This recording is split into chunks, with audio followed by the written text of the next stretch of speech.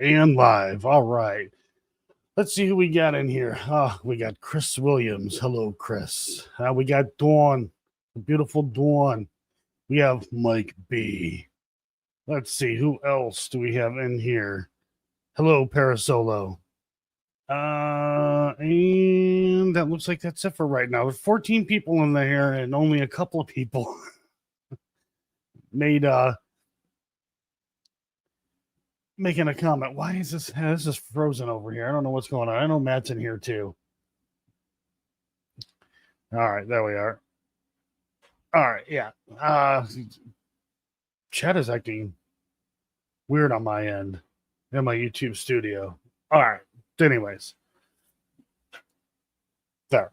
So far, that's who's in here. There's actually more than that in here. So, all right. Anyhow, yeah. Wow. Hey, Water Horse. Yeah, the YouTube side of things is a lot faster. StreamYard, wow, that's insanely slow. That's like 30 seconds slow over here on the YouTube side. Or, I mean, the StreamYard side. Holy crap. Jesus. All right. Anyways, have to deal with it, I guess. So, all right. Anyhow, I wanted to go live earlier, but I could have swore Fantastic was like going to do a premiere or something. I thought, and apparently not. And I didn't want to step on anybody's feet. Dawson had his premiere. I'm like, okay, I guess at some point Fantastic is going to do a premiere or something, and I didn't see it. So I'm like, well, I'm going live. Hello, Wisdom. So yeah, I wanted to go live earlier. This is a ridiculous time to go live for me, anyways. Normal for Crow. Anyways, so I just want to throw out there here real quick. All right, so I put out a ton of DVR footage from when we were filming our documentary Evil on Earth. Hello, William. And couple of reasons for that. One is transparency. Want to be as transparent as we possibly can. Over on Matt's channel, he did all the editing for his members live, all of the editing. We also did like live review with the footage before things got edited. Is that how that went? I think so. Matt will correct me if I'm wrong. But so we watched all the footage, and then it started to get edited and things like that. We did look at the DVR footage a little bit, but there's almost 90 hours of DVR footage. And that's a huge undertaking. Also, a lot of people say, hey, I would watch that stuff. I would watch all that raw footage and things like that, and would prefer that over watching videos where people are faking things.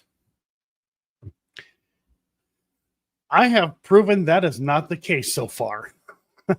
I had one person say to me that they are unsubscribing to my channel, and I've never seen this person make a comment or even chat. Anyways, I just said later, but because there was so much footage, like, oh, you're spamming and all this crap, and I'm like, well, I'm putting this stuff out there. So yeah, to that person later. But transparency. Also, it's very telling too that here we have 90 hours of DVR footage in key areas of that location,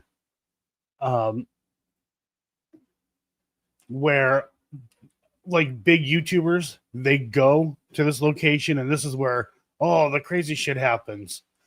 And they're only there for a couple of hours. And yeah, they claim crazy shit's happening, things moving and all this other stuff. In the meantime, we're there for a week, over 90 hours, or not over 90 days, almost 90 hours of DVR footage, and not a thing moves. Nothing moves, nothing super crazy. happens. So that's pretty telling. Now, again, we did not watch all of that footage. That's just not going to happen. A lot of that had to do, though, with Matt getting deployed. Wanted to get the documentary done before Matt got deployed. So that's one of the reasons. We did skim through it and things like that, but there's no way we're going to sit there and watch that all the way through. But like I said, you get these other channels that go to that location and shit's moving and things are happening, and here we are. We have a DVR system running almost 90 hours of footage, and like nothing happens. Objects don't get moved. Things don't get thrown around and all that other crap. But I thought that was pretty cool to put out there. You know, kind of makes that point. And then the other reason too is that I'm hearing people are like, oh, you know, they staged that thing and all that other shit. And I'm like, yeah, that's stupid. Because we showed all of the raw footage. And now here's the DVR footage. So, am I missing anything? I'm trying to think when it comes to the DVR footage.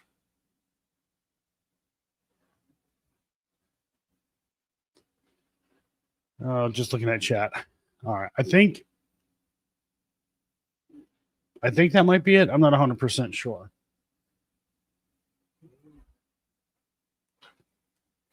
So, all right. So, yeah. Anyhow, that's why all that DVR footage.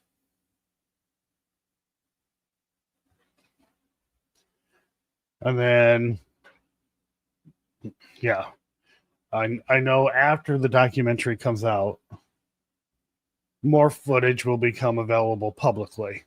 That's what we did with the Harrisville haunting. Everyone can watch all that raw footage that we had went through. And the same will go with this documentary. But I think it's funny because it's a damned if you do, damned if you don't kind of thing. Because no matter what, there's always going to be people who are like, oh, this was faked and all this other crap. I swear to God, guys, I could have 1,000 fucking cameras in a room and an object could move. And I'm like, holy shit. And I show all that footage and somebody's going to say, oh, well, that was fake. There was somebody standing outside down the fucking street tugging on a fishing line.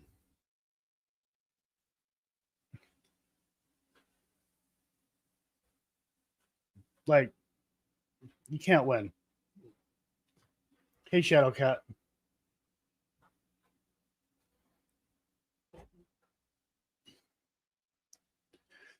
How can people say things were staged and something that hasn't even been made public yet?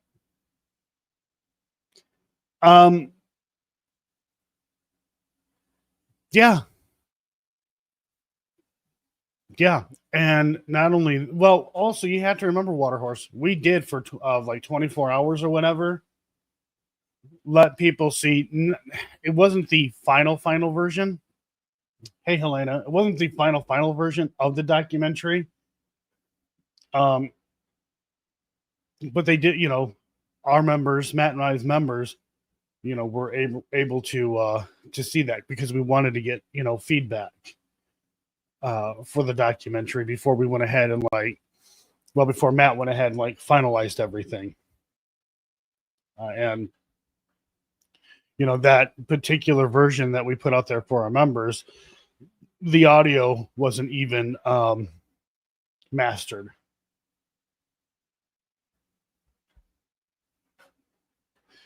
But like before I met Matt, I went to the Monroe house like a couple of months after Matt did, and that was, if I'm not mistaken, I believe that was Matt's first time going to the Monroe house was before me.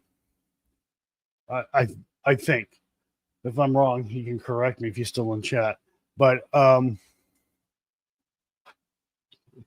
I went there, I talked to the owner, Eddie, and he was telling me about all the things that they had found in the crawl space.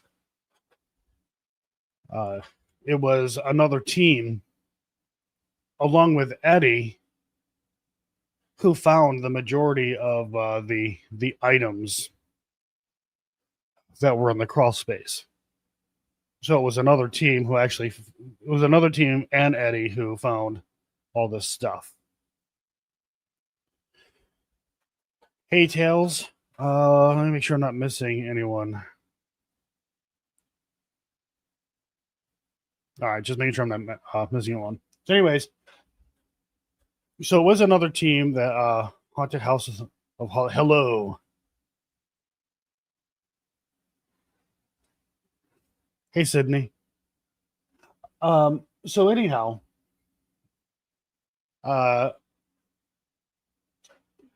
it was Diggs. Isn't that Mike? Yeah, that's Mike Diddy's team name.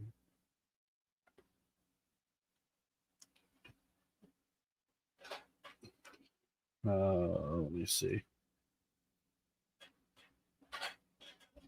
So anyways, it was, I believe it was Diggs that found, Dig, who found all of the other stuff before Matt went there. And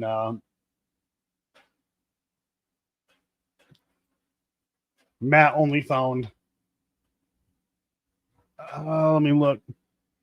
Yeah, he only found 2 of the things in the crawl space.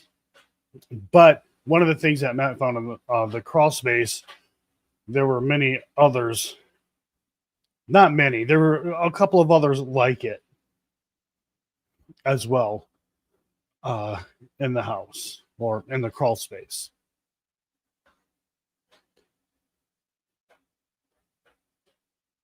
But yeah, then I went there and I was told about that by the owner. And he did show us what Matt had found in the crawl space. And he said, yeah, I had this guy Matt here. He was filming something and we went into the crawl space and, this is what we found.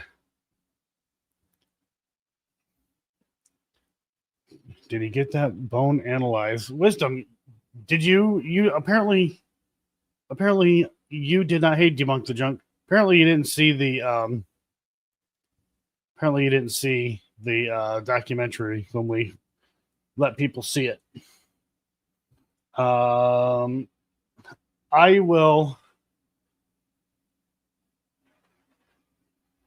let Matt answer that one. Those who have seen the documentary know the answer.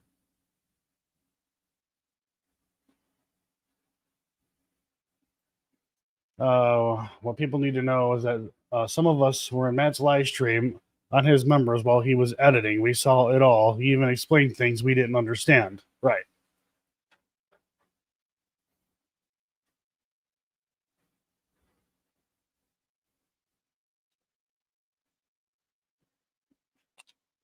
And I honestly, I knew nothing about the house. Nothing. Hey, Dazzler. I'm glad to see you. Yeah, I knew nothing about the house. So going there, it was the first time finding this stuff out. I heard, some TV shows were there and all that other stuff, but I knew nothing of it. And then, and that first time that I went there was actually when I met Matt. And for those of you who don't know that story, we were waiting on Matt to show up. And then here comes Matt with all these damn stickers and shit like that on his car. I'm like, what the hell? This guy's a driving fucking billboard. What the hell's going on here? Then Matt gets out, and I'm like, who is this Zach Baggins looking motherfucker? Like, literally. And I was like, yeah, this guy's a little weird. So we investigated the house, and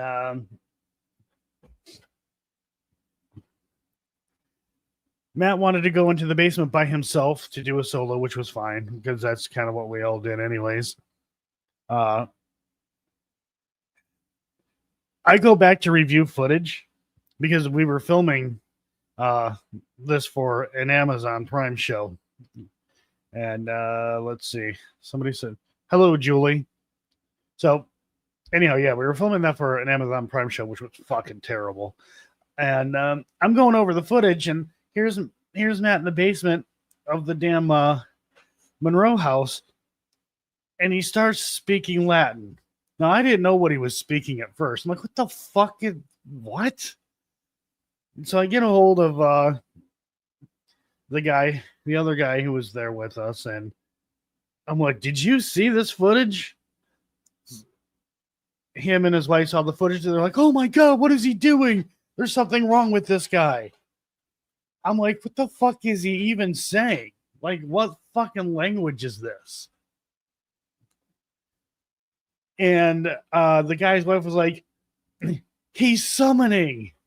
He's trying to summon something. That's what that is. I'm like, I don't know about that.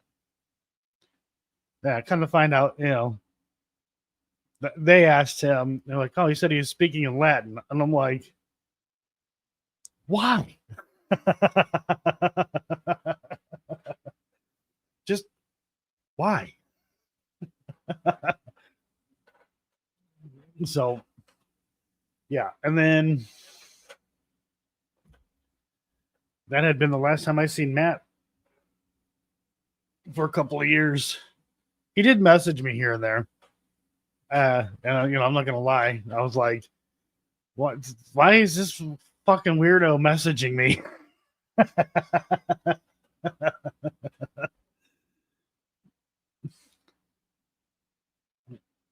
But yeah. Oh, that's how I met Matt. It was very fucking weird.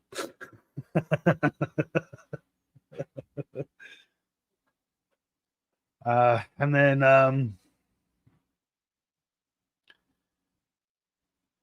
had somewhat of an experience the first time I was there at the Monroe house. It was a very strange place. And I'm not big on the whole idea of spirits draining batteries and shit like that, but I swear to God, we were trying to film B-roll.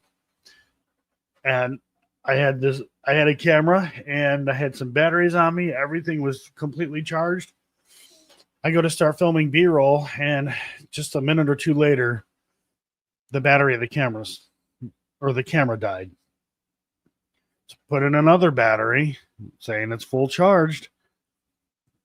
I hit record, start filming more B-roll footage. That battery dies. I'm like, what the hell? So I go back downstairs. Hello, Natu. So went back downstairs. Told the guy, I'm like, these batteries are dead. He's like, it's impossible. These were charged. I'm like, well, they're dead. So put them on the charger. I grabbed two batteries. I looked at the batteries that I grabbed because they were on the charger and it was completely charged. So I grabbed the batteries, went back upstairs. Just a couple minutes later, batteries were toast. So I couldn't get any kind of B-roll footage or anything like that until those batteries were completely charged.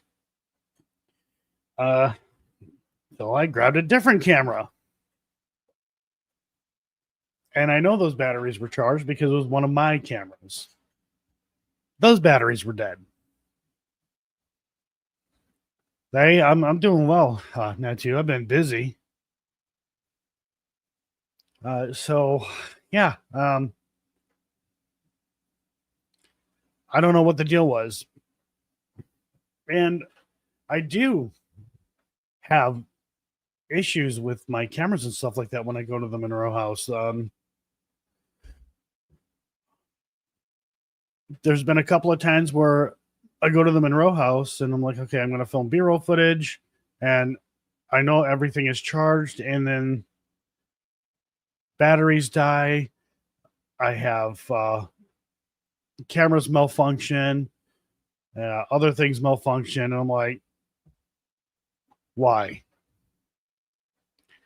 When I went to the Monroe house with Dawn, and then another friend of mine, Brian, was with us, and we also had the demonologist there. Um, I had one of the rooms set up to do an interview with the demonologist who ended up not making it into the documentary. And everything was plugged in, everything was charged, everything was working, the way it should. And all of my cameras died except for two. And then if I'm not mistaken, then one of my other cameras died, so I only had the one camera. And the one camera that was working still was the Blackmagic camera, but I had that one plugged in. But I had everything plugged in, like before we did the interview, and I let everything charge, and they were charging for a couple of hours.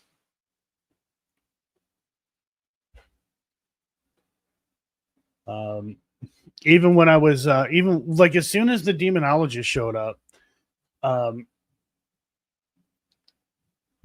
it felt really weird there, and that's when I started to have problems with cameras and stuff like that. Although we didn't use any footage with the demonologist being there. Hey, Pomp. I had audio issues. The audio from my Rode mic, the lav mic, which was basically brand new when I had used it, it didn't record a damn thing. And it wasn't coming, the signal wasn't even coming through my camera. But luckily, I had other audio, a backup, and that worked. Then I had to turn around and line all that stuff up, and I sent it to Matt. Oh my God.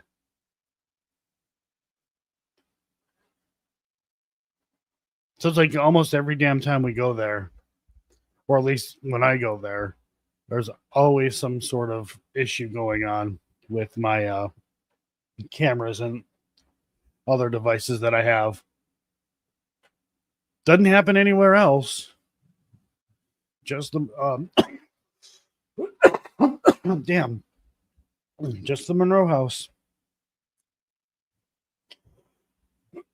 So I don't know if there's something going on, or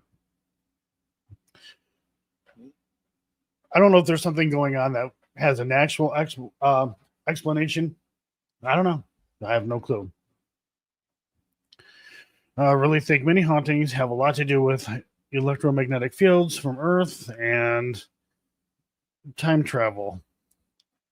What if these spirits are just time travelers? I think that's something that a lot of people believe. But if that's the case, which thanks for leading me into that segue, water horse. I actually got something that I can plug into a digital recorder. Not necessarily using it trying to prove anything. It's more about it's a couple of things. I don't want to give too much away, but we'll just say just using it to see if certain things that we are using has an impact on other devices that are being used.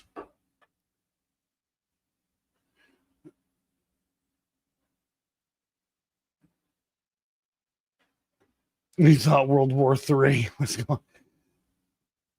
Yeah. Sorry. I honestly didn't think about all the notifications people would get, with like the almost 200 files that I uploaded to YouTube. My bad. I'm sorry. I guess at least you guys are getting a notification. Yeah, I didn't think about that.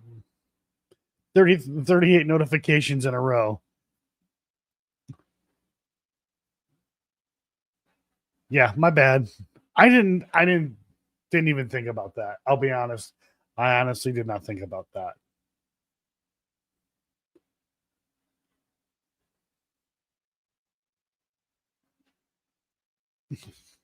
Dawn. Joe's not sorry. No, I'm sorry, but not sorry. I am, but I'm not. I wanted to put that stuff out there.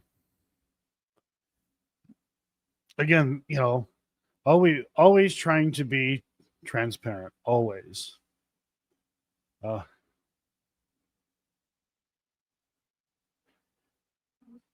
Those notifications went out on Discord. How in the world would they go out on Discord?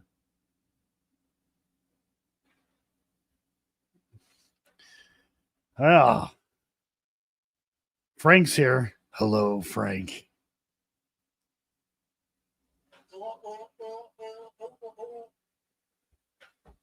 All right.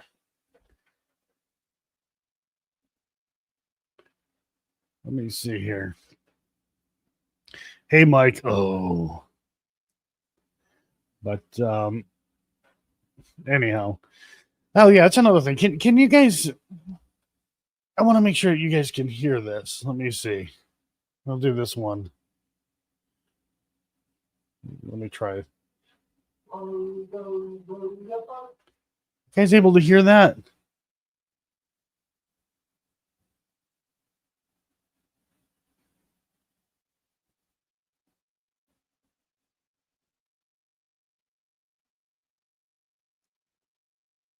Oh, what?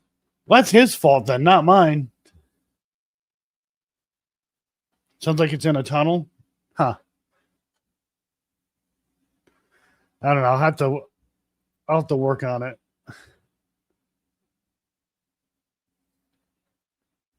That one's cranked all the way up.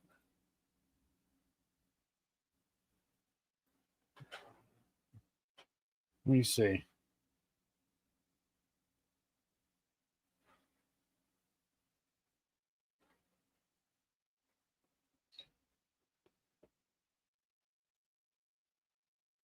I don't know about the floor. Yeah, these are cranked all the way up. I even went and fixed that stuff.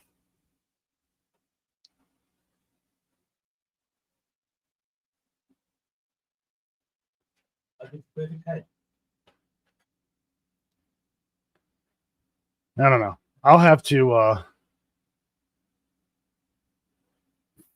fix that, I guess.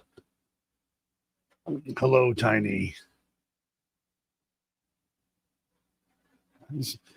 Sad part is I didn't even have to read what Frank had to say. I just knew he was in here.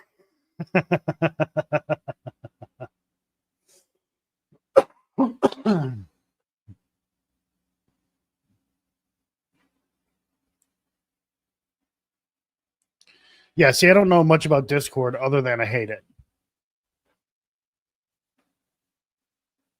That's all I know about Discord.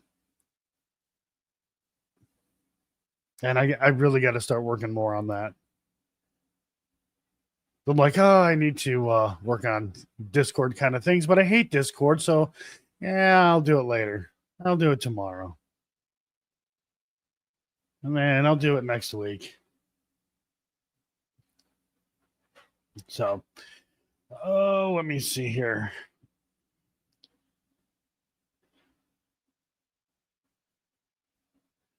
Run through chat here real quick. Anyways, what is today? The 27th? Oh man, we have like a week, a little over a week. I get Dawn and we investigate a cool location. It's a location that Dawn and I have been to, and it'll be fun. It'll be fun. As much as I would like to say more about it, I'm not going to. But it will be fun. Jeez, Daz, 45 months? Why? No, I appreciate it. Thank you. And then stay tuned. A year. You've been a member for a year. Holy crap. Same thing. Why? No, I'm kidding. No, I appreciate it. I really do. Not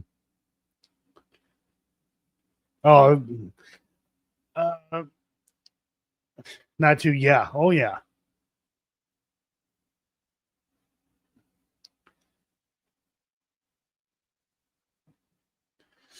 Oh, let's see. Oh, there's Frankie's flexing too. I can't believe it's been that long. Damn. Why? Just why? No, Frank, I do appreciate it. Oh, look, Matt spent 99 cents on a gifted membership. I'm teasing. No, Matt, thanks. I appreciate that. Let's see. Thank you, Helena. I do appreciate that. I want to see if I can get some people on here, but I don't know if that's going to happen. Hello, J9. Oh, you spent the big bucks, didn't you?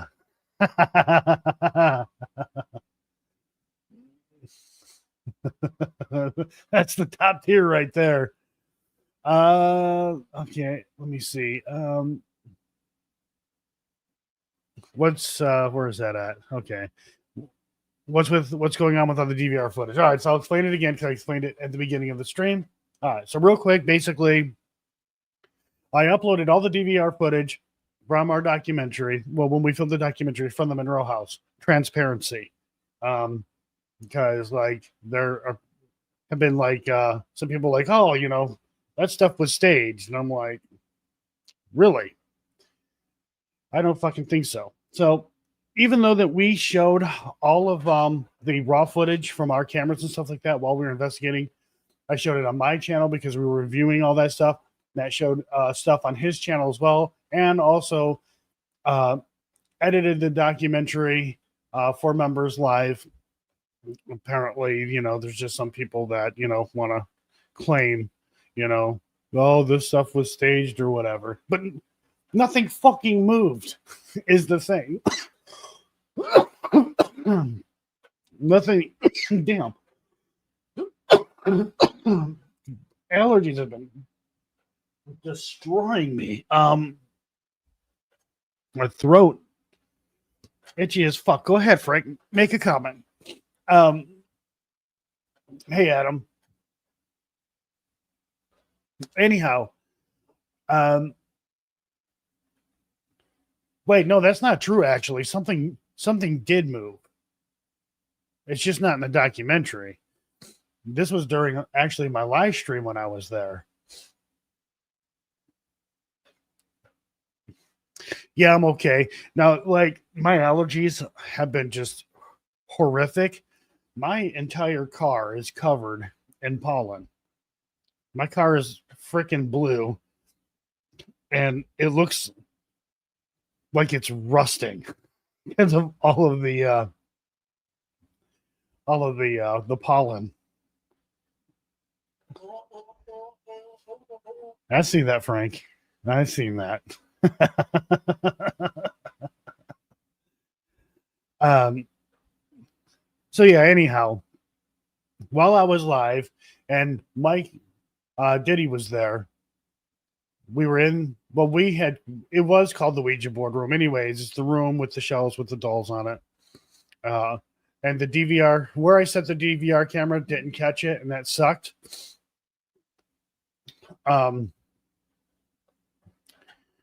Okay, I got your message, Matt. I'll do that. The way the DVR was set up, it was kind of obstructive, bleh, so you couldn't see it. But while Mike and I, when we were investigating, there was a little 2x4 sitting on like this cabinet thing, and it moved, and we didn't see it, but I remembered how it was sitting, and it turned. So we heard it. We're like, what the hell was that? I'm like, that moved. That wood freaking moved. And I'm like, we have it on the DVR camera. So that, cool, great. Now go back to check it out, and the damn wall was in the way. So the following day we ended up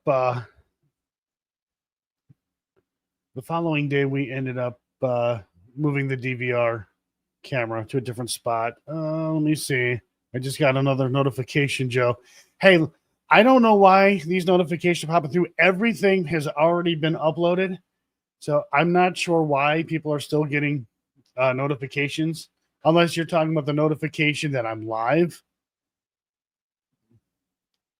So I don't know.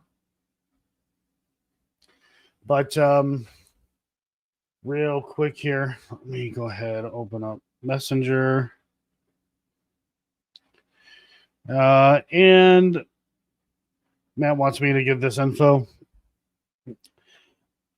So Evil Unearthed was submitted to 22 film festivals so far.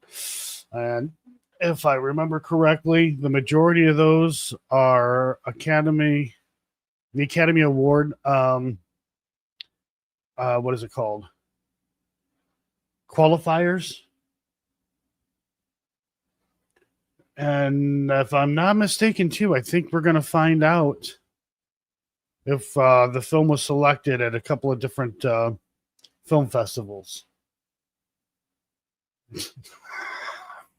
Frank's going to unearth something over here later. Oh, my God, that's funny.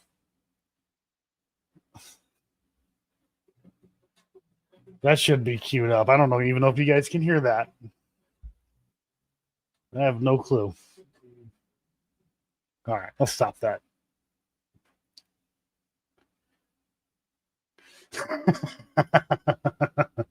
Yeah, people complain they don't get notifications on YouTube until they get 300 from Joe in a day.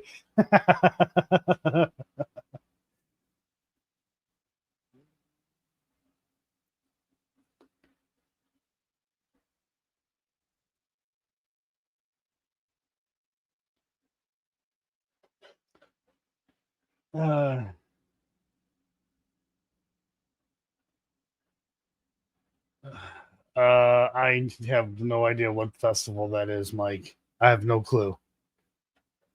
There's like a list. Screamfest, Hot Springs, New Orleans, Austin, Woodstock, Dock LA, St. Louis, the whatever the hell that is, Horror Show, Blickers, Santa Fe, Nashville. That one Dawn and I are probably going to end up going to. Let's see, here's another one. Best Actor, Director, 39th Edmonton International, Heartland International,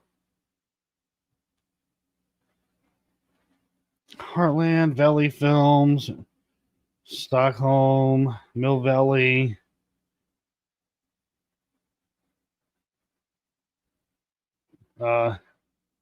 Another one that I'm not even going to attempt to pronounce. Let's see, Dance with Films and Toronto International. Nope, that one's not on the. That was not on the list. So yeah. Am I allowed to say the other film festivals? I'm not sure.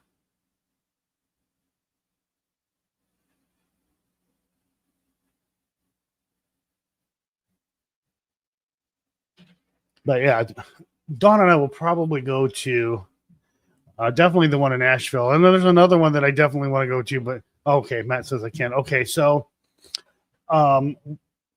Sundance. It's been entered in Sundance, and the another one, if I'm not mistaken, Slam Dance. What? I think I'm missing one or two more.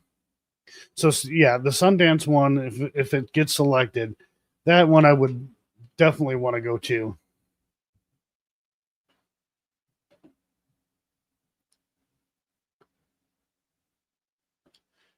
But any excuse that'll get me to Nashville, definitely I'm going to use that excuse because Nashville is pretty freaking cool.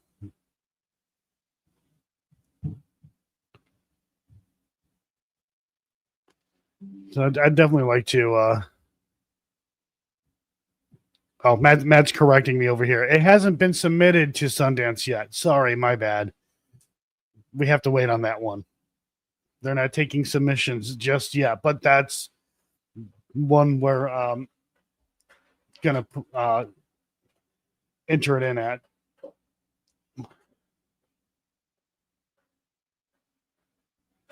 Everybody's talking about the weather.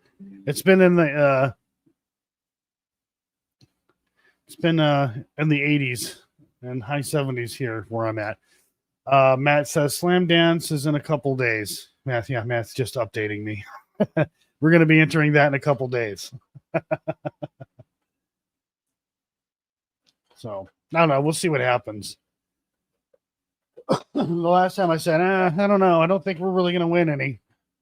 We ended up with 24 awards.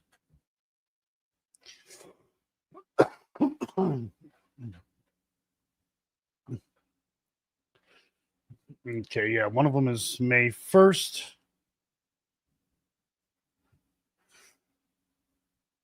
Okay. Yeah, last time I went to Nashville, it was to see the Dream Theater concert, and I was with Ron and his son, and it was a lot of fun. I just wish we had more time because were a lot of things that we wanted to check out, and a lot of the things that we wanted to check out, we couldn't exactly bring his son in with us. You know, not suitable for his child, but we still had a blast.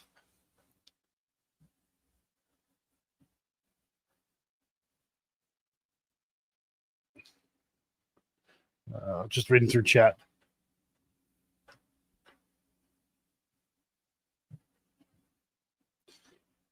Let me see.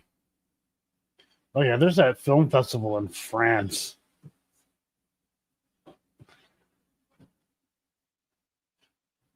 Dawn wants to go to France. I'm like, yeah. They're not a fan of us over there.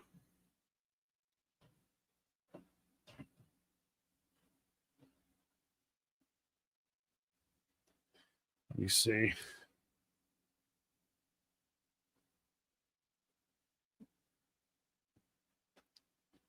London would be cool. I would love to go to the UK. Most memorable investigation and location that you could say was the best night you had paranormal wise. So far,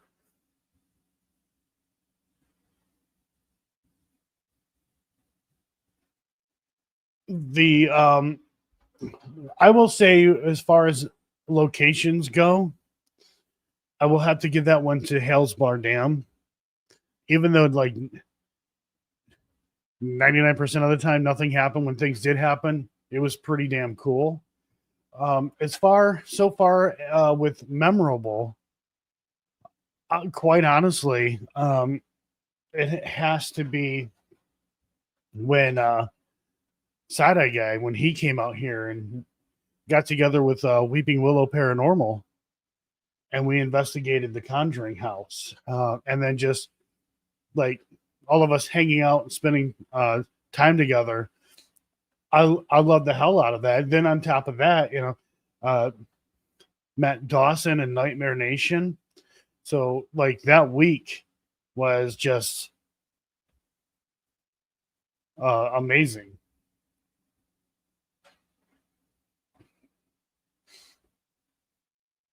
And there will definitely be more memorable moments. Another memorable moment too is going to Octagon Hall. I love Octagon Hall, and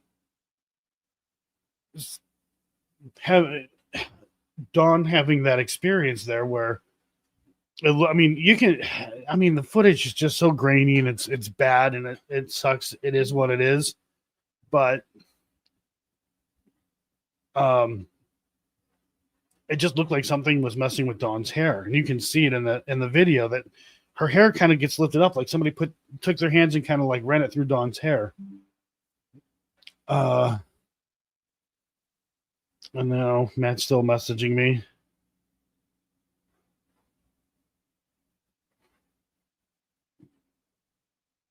What is this?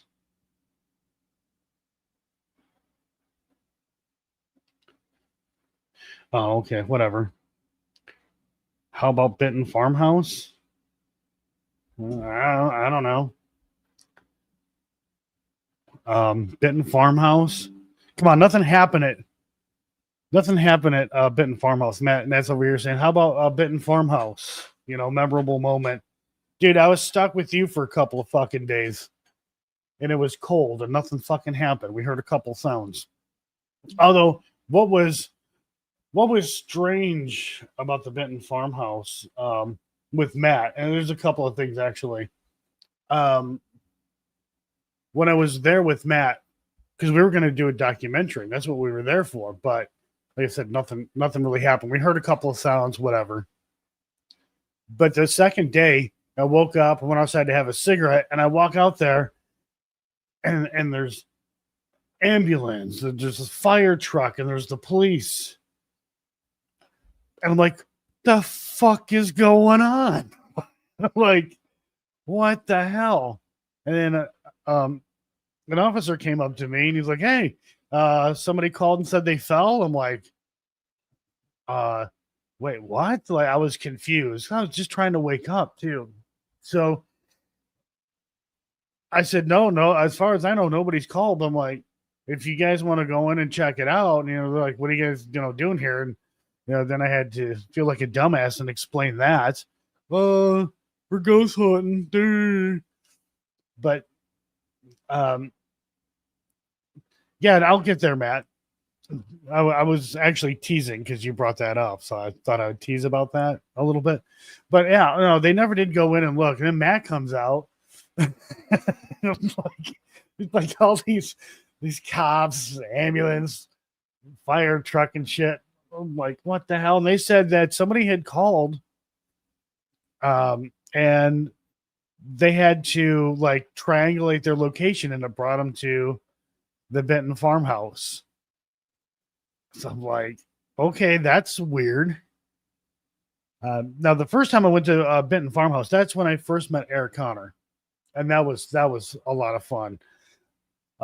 We had some really weird shit happen at Benton Farmhouse. The first day that we were there, it was cool, whatever. We had a couple interesting things happen here and there. But our last night there, I was like, yeah, this bitch is fucking haunted. It's like 100% this bitch is haunted.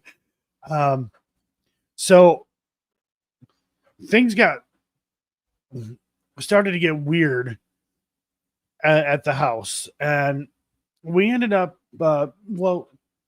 Eric and I, we went into the basement, and, Matt was, or not Matt, I'm sorry. Eric was using what he calls the gateway.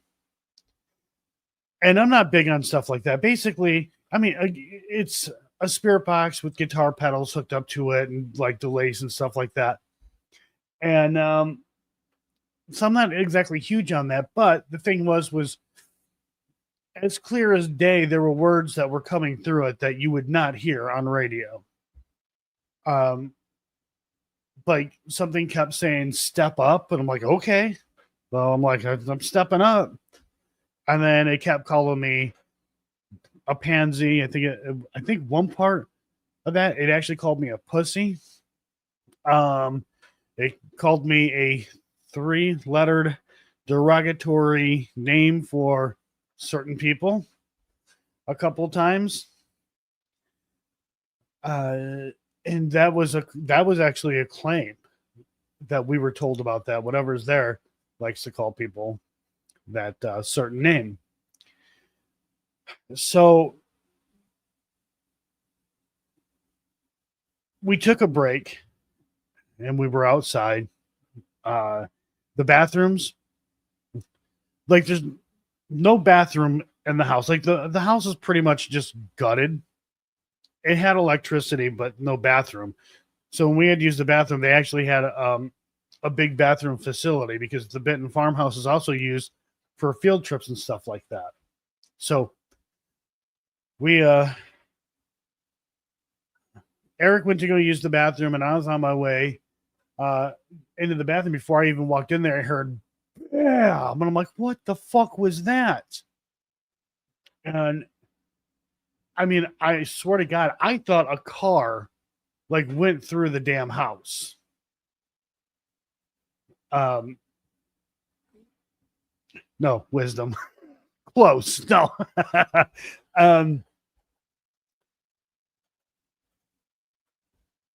So I went back over to the house, and the other two people who were with us, I'm like, what the fuck was that? And they're like, it came from the house.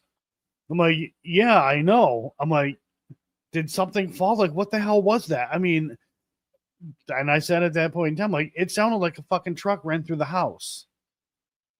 And then I'm like, well, we have to go in there and see what happened. So they were afraid to. And one of the people with us, she was like, I don't have any protection. I didn't bring holy water or the sage.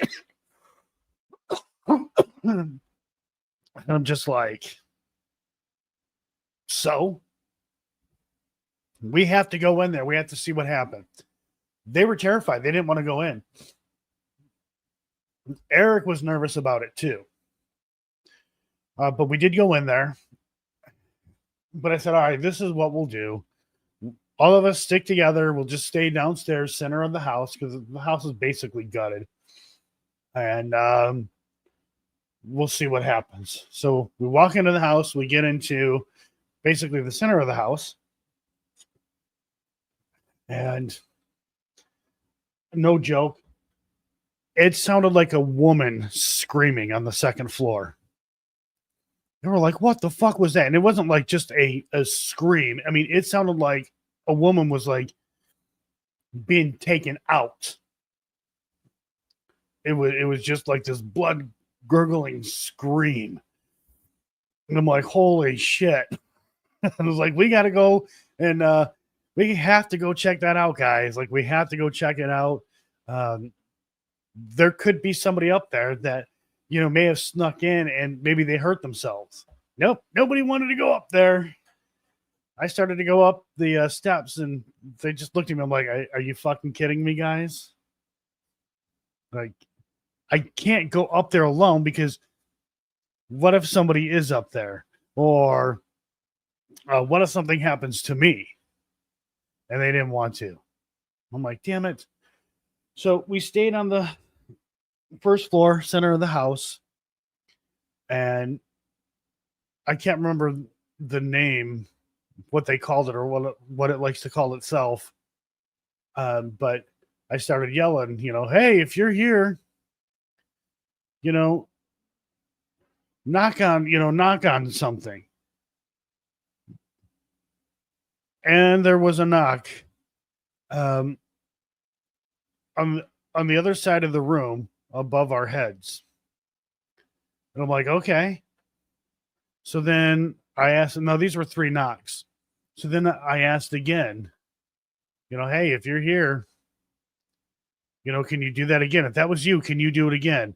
And no joke, that knock was louder and it was above our heads. I'm like, okay, this is cool. Everybody else was freaked out.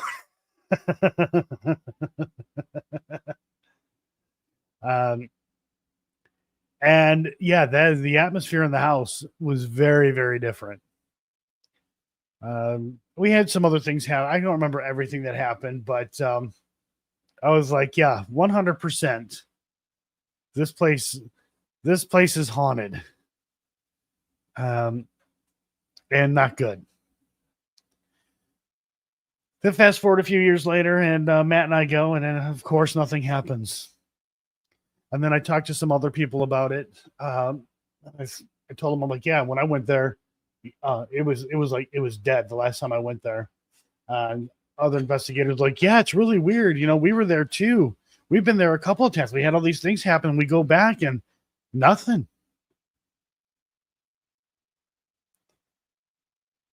So I don't know. It just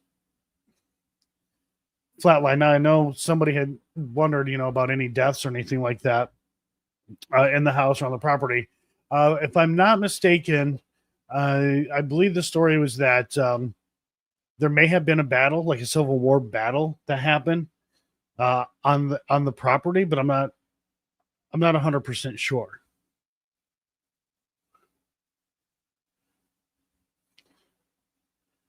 Let's see. But yeah, that episode, it ended up just becoming YouTube content for my channel. Matt was like, yeah, nothing happened. I don't want to upload it. But the Benton Farmhouse, that is on my channel. And that's not with all the crazy shit that happened. But yeah, the Benton Farmhouse was pretty wild when I first went and spent a couple of days there. I would like to go back, but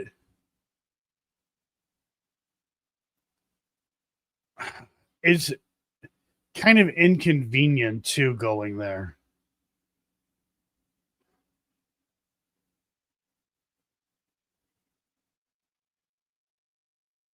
All right, later, Matt. But yes, Benton Farmhouse was pretty wild. Let's see.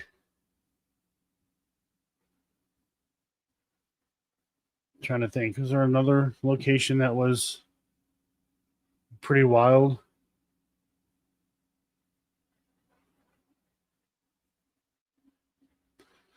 Posttown Elementary School was pretty interesting too. It actually sounded like it was raining inside of the school. I honestly thought that there was a water main break, and the owner, Daryl, he and his wife, they actually live in that school. I had to get a hold of him. Like, dude, I think you got a water main break, dude. It sounds like there's freaking water flowing upstairs. And he came out, he checked it out. By the time he came out, it stopped, but I let him watch the footage and I let him listen to it. And he's like, Jesus Christ. He's like, you're not kidding. So it sounds like just like a water main break or like a waterfall up there or whatever it was, he said. He's like, I've never heard anything like that before here.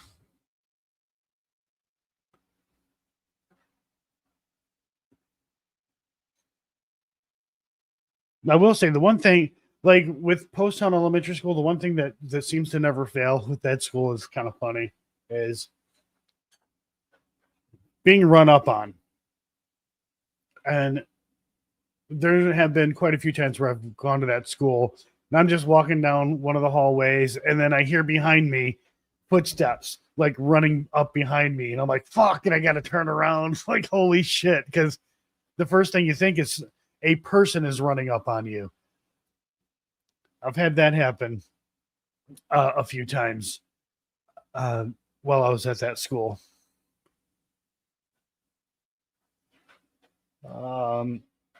Let's see.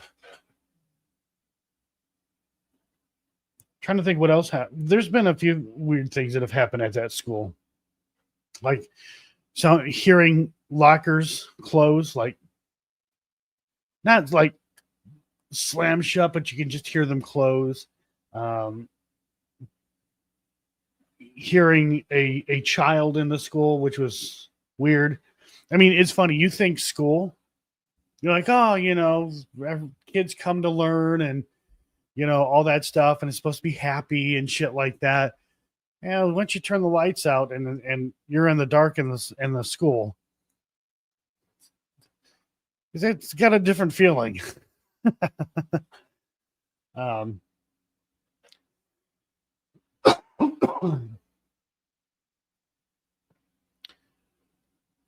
I would like to go to Farah or Farah, whatever the hell it's called. I would like to go there. I'd probably get some shit for it. Or they'll probably say, no, you can't come here, considering who it's owned by. But even though it's owned by Sam and Colby, I wouldn't go there I wouldn't go there to shit on it or anything like that. I'd go there and investigate it like I would any other place. No. Matt, stop calling me babe. Let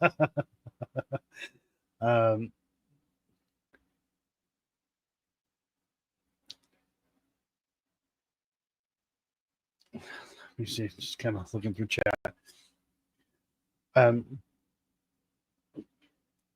But yeah, I mean, I would definitely go there, and investigate it, and I'd be fair about it.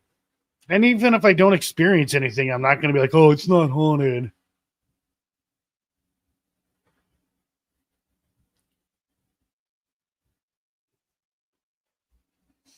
I mean, because that shit just happens all the time.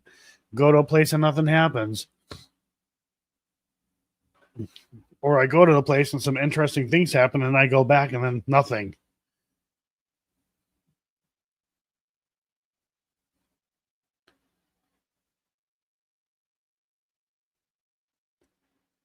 I do want to investigate with Kenny again.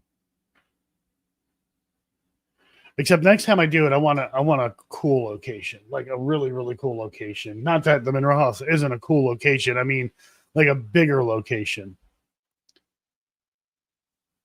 Something a little more intimidating.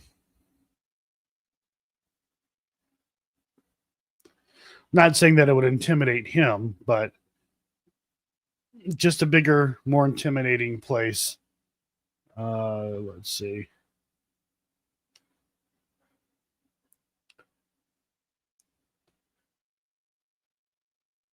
But the next location that we have coming, we've been there. It's a very cool location, and I think you guys are going to like what we have going on at this next location. I'll probably get a little heat for it, but oh well.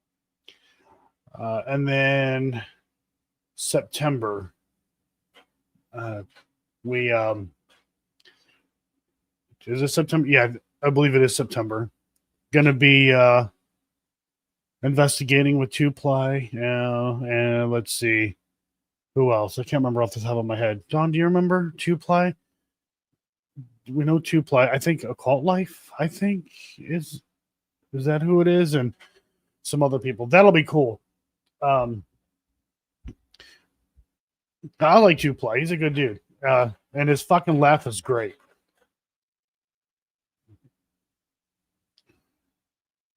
Yeah, Boo Productions. I enjoyed investigating with Jeff. That was a lot of fun. Yeah, Occult Life.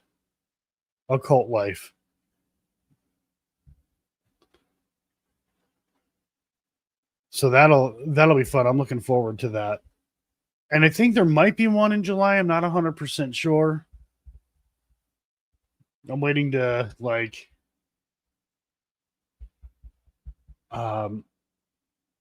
get some confirmation on that. Make sure that the timing is right. Hey, Ghost Wiener. Ghost Wiener has the best fucking YouTube handle ever. And I'm not just saying that. It is the best. I love it.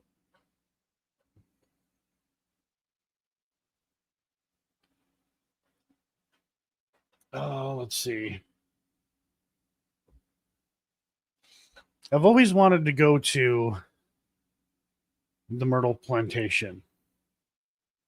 So it's really cool that I'd be able to get to investigate that with a lot of cool people. And it'll be cool because I do want to investigate with Jeff again. Should make a ghost post.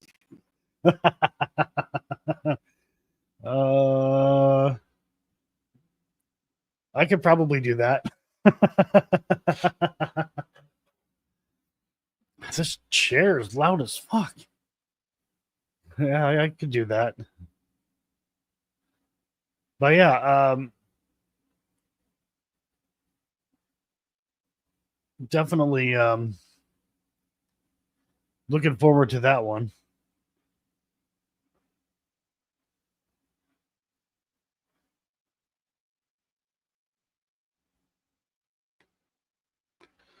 Let's see. Which one are you referring to, Shadowcat?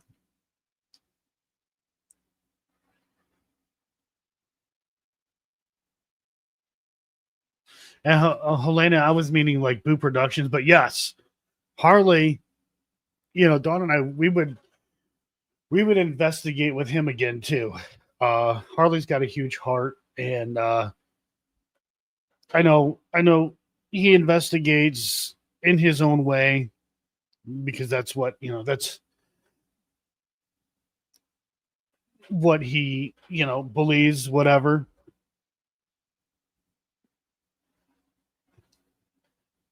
But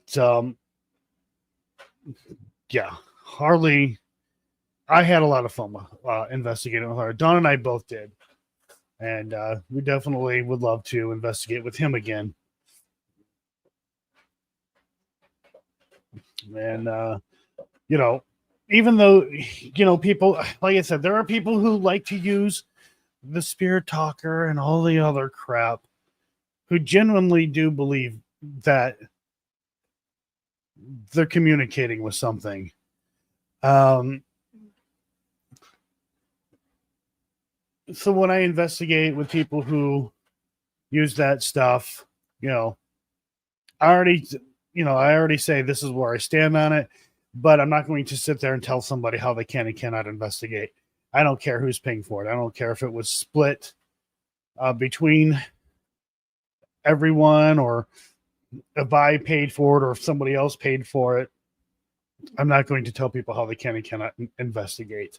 But the thing too that I think people have to understand is when they see people, certain people, not all, because I mean there are, let's be honest, there are people who use stuff like that to create a narrative. But when I watch people who do use that stuff, not to, he does to a certain extent remind me of Larry the Cable Guy. But there are things that do come out of the spirit box or certain devices that do go off, and they're not paid attention to. A lot of it is not being paid attention. Like they don't bring it up because it has nothing to do with where they're at or the stories or anything like that. Agree. I have not heard about that. Anyways, a lot of that stuff gets cut out when they put something out there on YouTube because, well, it doesn't matter. Has nothing to do with the location. So a lot of times it almost comes across as every time something comes through that device or the app, it has some relevancy.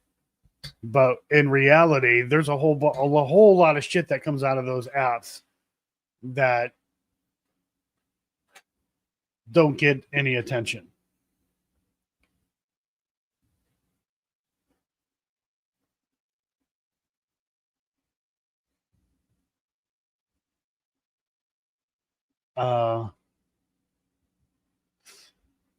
Mike, that would be a really cool place to go to. But it is a pain in the ass. And there was another. Where's that other command?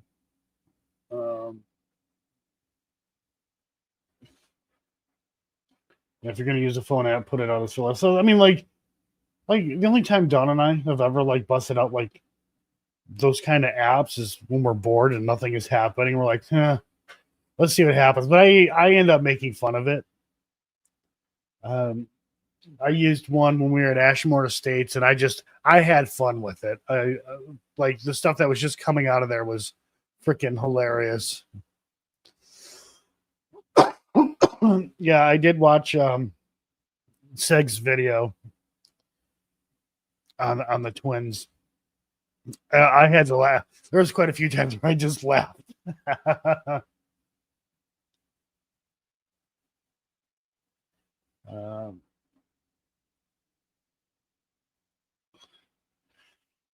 Yeah, Natu. It was funny that the name Joe did come through and no mention of it whatsoever. But I think what made it really funny to me was this was at the Monroe house, and we had our Evil on Earth poster in the room that they were in, and they took the poster down, they turned it around, whatever, and you can see on their phone the name Joe was on there, which I'm not saying it had anything to do with me. It was just funny because they were in the room with our poster, and my name's on that poster, and they took it down, but my name still popped up. Or the name Joe, not me, just the name Joe. And then at some point in time later, they went upstairs into another room. Like, oh my God, this is the first time we ever got a name that came through. I'm like, no. My name came, or not my name, the name Joe came through earlier. Like, what the hell?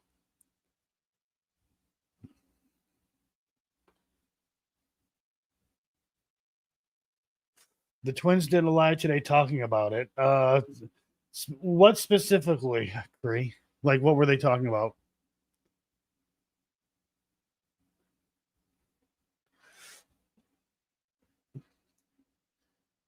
Not too. I have no idea. I mean, on like, my name is on the poster, and the name Joe came through on the Spirit Talker or whatever. It was a coincidence, I'm sure. And that name really, the only connection with the house to the name Joe is me and other Joes that have been to the house. So, you know.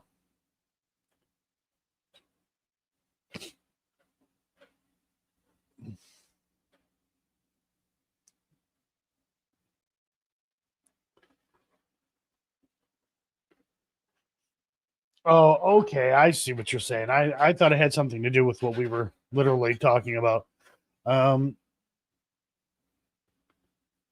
Well, I mean, they might as well. It's not like they have like how do I want to put this? Because I don't want to be taken negative. So all right, so the way I'm gonna say this, I don't want it to sound negative. They might as well, first off, it's not like they have like a 9 to 5, like a normal job. But YouTube, I mean, if you're trying to make money off of YouTube, then yeah, I can turn into a job. But that, and obviously they're doing pretty well for themselves financially. being able to, well, that's if they are paying, to stay at these locations for that many days. So, I mean, that's cool. I don't like how they investigate, and I do think that a lot of it is just bullshit. But I don't hate them personally. If them or anybody else for that matter is successful on YouTube and they're able to make a living off of YouTube. Fuck, that's awesome.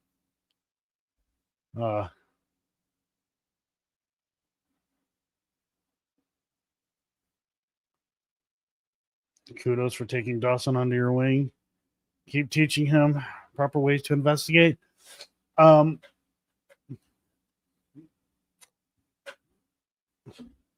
Dawson's definitely a curious person, that's for sure. And he's always questioning things for or against.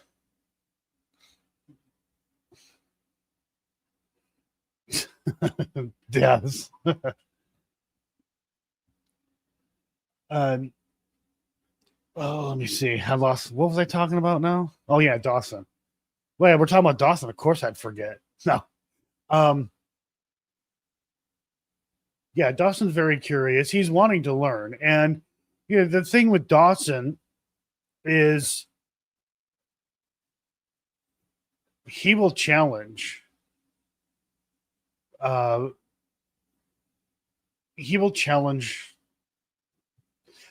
Do I want to say debunkers? Because he'll challenge people who will say, oh, well, this device or whatever is garbage because whatever. And Dawson will challenge that. Because let's be honest, and I'm guilty of this too. With a lot of these devices, we say a lot of shit about devices. Yet we don't exactly prove in any way, shape, or form our point of the devices. I mean, yeah, sure, it's easy to grab, a walkie-talkie, push a button to make a device go off. And that's easy, but there's all these other things that can set devices off that nobody has shown to happen. From time to time, I'll do that from time to time, but I'm also the type of person who's like, look, it's widely accepted in the paranormal field that ghosts, demons, fucking unicorns, elves, whatever the fuck, can manipulate devices or can manipulate, I could say devices, TVs, lights, and all kinds of other things. So why would it be so hard to accept that a spirit or whatever is able to set our devices off? Why is that hard to believe? But my argument then is, how do you prove that? How do you prove it? There is no way that we can say with certainty what's going on with our devices. We can't prove that a ghost set something off. We can't verify that. We can't.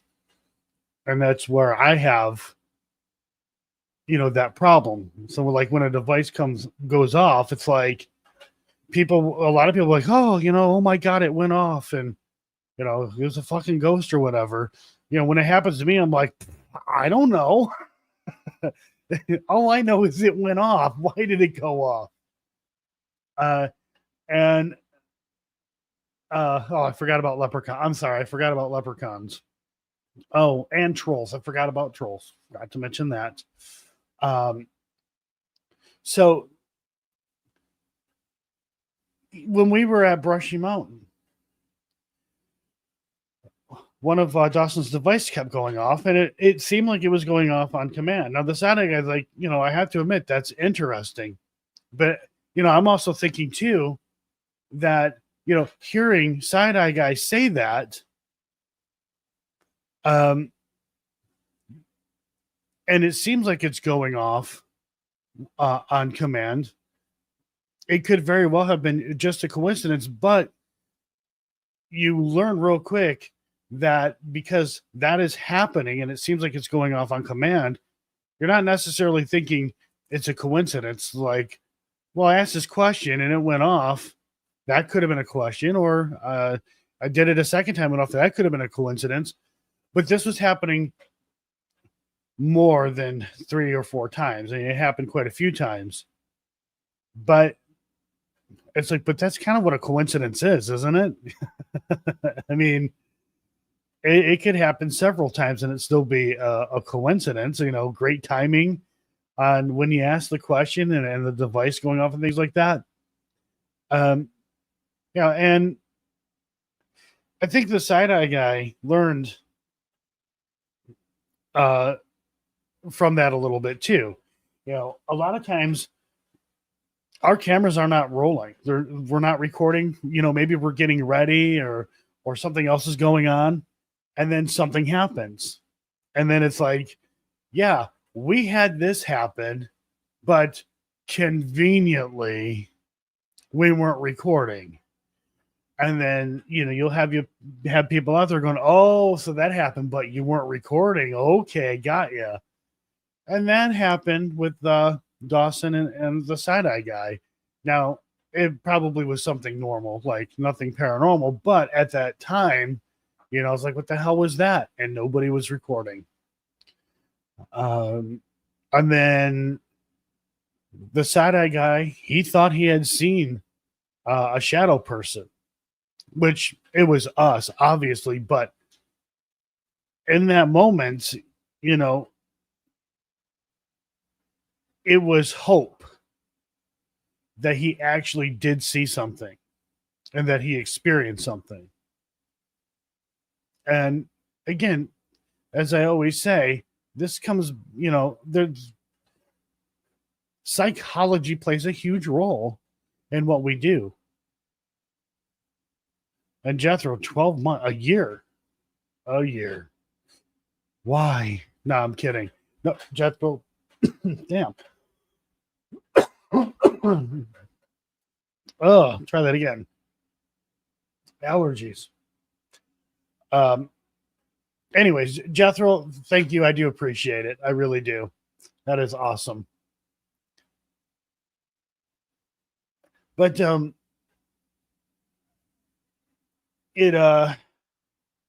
wait a minute. Let me do something here. My computer's trying to restart because there's an update. Okay, stop that. Okay, don't. No. Okay. Dig it? Okay. Allergy medication does not work for me, Chris. I wish it did. If anything, it just makes me really, really tired.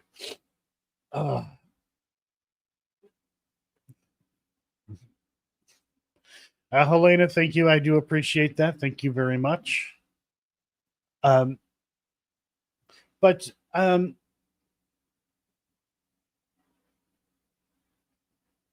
yeah, so there's a lot of things that have to be thought about when people use devices. Like I said, there are people who use those devices and they run, they create this narrative, and and that's that. And we also have to think about how things get edited and things like that. The other thing too, and this, I guess, applies to some recent events where, and I do this, actually, all of us basically do this. When something happens, unless it's obvious, but if something happens, we're going to treat it as if it was a paranormal event first. And then after that, we may try to, if we can, figure out, okay, so what happened here? and try to figure it out. Hey, sometimes we can figure it out, sometimes we can't. And other times we can't figure it out until we go back and we look at the footage. So a lot of times you see people like, something happens and like, oh my God. And they treat it as a paranormal event. And yeah, maybe they do believe that it was a paranormal event at that point in time, in that moment. But then come to find out at some point that it wasn't. And sometimes, what I see is when that happens, it doesn't get explained immediately. And to be quite honest, it doesn't have to be. People should probably watch videos all the way through before they just jump the gun. But something will happen and they see that whoever is treating it as if it was a paranormal event, believe it was. But then when you get towards the end of the video, then they go back and realize, oh, this wasn't paranormal, gonna explain it. And they'll explain that. So like when Dawn and I, when we investigate, there are times when I think we capture an EVP and I'm listening and I'm like, yeah, it sounds like there's something here. It sounds like there's something here. And I may say, this is what it sounds like to me, whatever. And those who are my members and watch me do the reviews and stuff like that, a lot of the stuff that gets captured or what I thought was something ends up not being in the edited video that I put out there because I, realized it's nothing. There's nothing there. It's just, with this recorder specifically, did I hit a button? No. Anyways, it may sound like I'm hearing something, but once I get it on my computer and I can have a good listen to it, then I'm like, okay, well, no, that was nothing. And there have been other things that have happened where we have treated it like a paranormal event. And I try to figure out what had happened, but it isn't until I go back and watch the footage where I'm like, okay, here's what happened. Or we hear something and we don't know what it is. We can't figure it out. And we may treat that as a paranormal event. But when I get home and I listen to the audio and I put all the audio together, line it all up, I get a better idea of what has actually happened. And Dawn can tell you guys this as well. And just about anybody else who investigates with us, tell you, this as well. We hear things differently. And it can be very disappointing when we realize what had actually happened. So when I say too, when we hear things differently, like Dawn and I, we were in the same damn room. She's like on one side of the room, I'm on the other, and she hears a sound completely different than I do. She may even hear it coming from a completely different place than I do. She can say like, no, it sounded like it came over to the left. And I'm like, no, that sounded like it came from, back here or whatever. But then once you go through the audio, line things up, then it's like, okay, here's what it was. I mean, there was something that we had heard and then come to find out, because they have digital recorders all over the place, that what we heard was actually a car driving over a sewer lid. But that's not what it sounded like to me, and that wasn't what it sounded like to her. Somebody...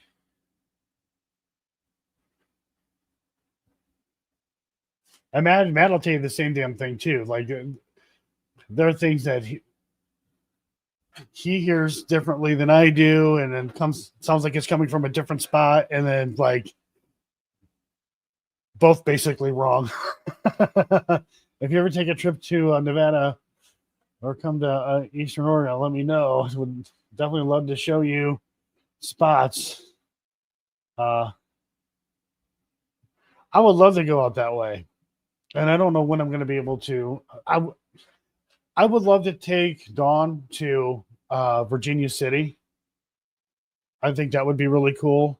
And there's a couple of other spots that I would like to take Dawn out that way. I've had people wanting me to go to Seattle to investigate some locations out there, locations in California. I've investigated in Nevada, California. I would love, if I was making money, like mad money on YouTube, I would go all over the place, guys. I would. I would just go crazy. But it is what it is. And I'm not trying to make a living off of YouTube anyways. YouTube is a hobby. The investigating and stuff like that, I don't consider that a hobby. But as far as YouTube and content and stuff like that, it's a hobby. I just love sharing where I go and, the experiences and stuff like that. Hello, Friday House. But yeah, I would love to go all over the place. I would absolutely. I want to go to Florida. I want to investigate the lighthouse in Florida, and then there's another spot that Debbie wants us to go to and investigate. We'd love to do that too.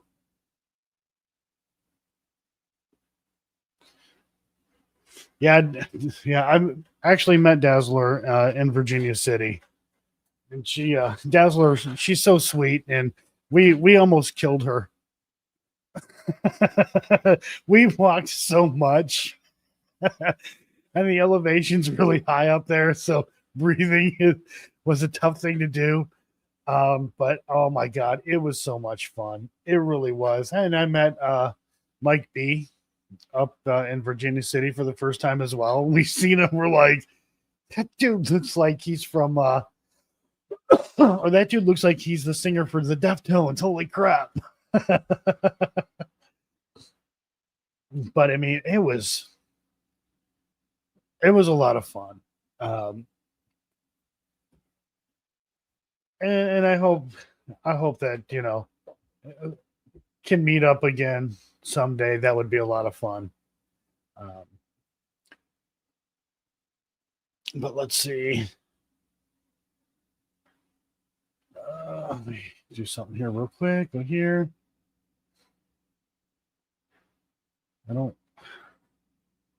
Why didn't go here, carry the 1 divided by 15 minus 15 divided by 80. All right, there. I just had to do something.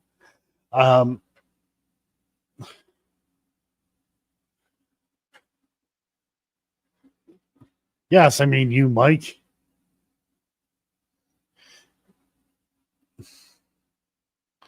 Hello, Jen. But anyways, I totally lost my train of thought because I got interrupted and had to do something.